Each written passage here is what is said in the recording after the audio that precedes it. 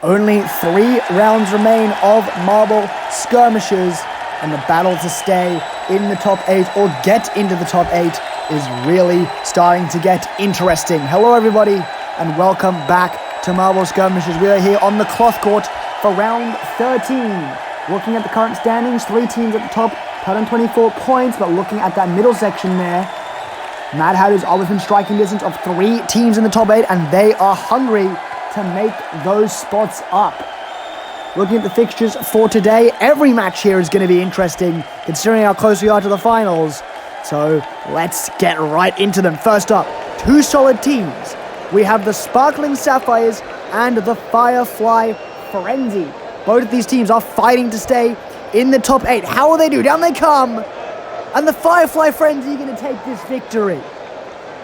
A close match, only 1 marble left on the board. Sparkling Sapphires almost managed to hold one on. But the Firefly Frenzy have the only marble remaining there. And so they will take a 4-5 win over the Sapphires. A win that they desperately need. Next up, a match that matters a lot less than the one before it. Steelworkers against the Disco Deities. Steelworkers, of course, top of the standings. Disco Deities, bottom of the standings. How will they do? And the Steelworkers win. I'm sure everyone expected this, considering they are at the top of the standings, very much the best team in the league so far, and the Disco Deities are, well, the complete opposite of that. Pretty close, though, to be fair. A 4-3 win, and those 2 marbles are a bit close to falling off the edge, but Steelworkers are expected to win, and they do win.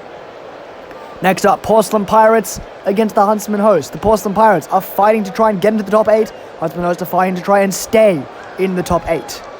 Down they come, into the middle, and it's going to be a draw. Porcelain Pirates very, very close to losing that. But they do manage to keep those 2 marbles on. However, they desperately needed that win in order to have a good chance of making the finals.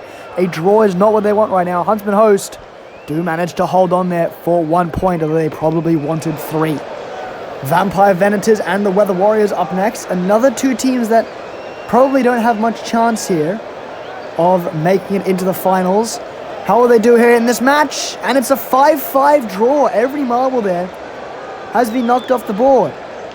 Neither team getting 3 points here is probably going to secure them being unable to realistically make it into finals. Maybe theoretically they could, but once you consider something as theoretically possible, it's probably not possible. And that is a 5-5 draw, 1 point to each team. Results of the first half of that round: 4-5 between Sparkling Sapphires and Firefly Frenzy. Steelworkers beat Disco Deities. Draw between Porcelain Pirates and another draw between the Vampire Venators and the Weather Warriors so far in this round. Next up, Monkey Mania and the Wizard Wreath. Another 2 teams who don't have much chance of making finals, but maybe a win here could give them a boost. Down they come into the middle. Wizard Wreath are going to take that quite comfortably. Monkey Mania have a marble there dominating the center, but it just isn't enough. They lose the rest of their team. Wizard Wreath managed to keep 2 on, and that's a fairly simple 3-4 win for the team in green there. They might still have a small chance of making finals with that win. Now then, Pepper Poets, a team constantly in the top half, and the Mad Hatters, a team really close to breaking in there, especially with the Sparkling Sapphires loss. A win here would put them in the top 8. Down they come, but they can't do it. The Pepper Poets prove themselves to still be a great team, and the Mad Hatters cannot break through them. They almost managed a draw there. Just not enough to lock off that last Pepper Poet, and they will lose the match 4-3. Pepper Poets, of course, taking that win, want those more points to get a better spot in finals. Second last match of the day, Tree Troop and the Orient Aces, 2 very strong teams who are looking to improve their score, see how they can place themselves into the finals. Down they come, and the Orient Aces are going to take that win. They defeated the Steelworkers last round, and this round they've taken down the Tree Troop. They are on a roll lately. That team very, very solid against the Tree Troop, who honestly haven't been doing too amazingly recently. Still a good team though, but another loss there for them. And our final match of the day, Rainbow Lorikeets against the Harmonic Onyx. The Lorikeets trying to break into the top 8 maybe of charts. Harmonic Onyx famously bad on the cloth court. Down they come, and the Rainbow Lorikeets have absolutely decimated the Harmonic Onyx. Oh my goodness.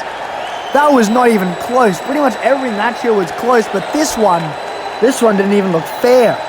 An absolute decimation of the Harmonic Onyx by the Rainbow Lorikeets. a 5-1 victory that will give them a nice boost coming into the last 2 rounds to try and make a stab for finals. Results of round 13 there, looking at the last 4 matches. Monkey Mania lose to Wizard Reef, Perfect Poets beat Mad Hatters, Tree Troop lose to Oridaces, and Rainbow Lorikeets defeat the Harmonic Ionics. The standings after round 13, Steelworkers only team now on 27 points there.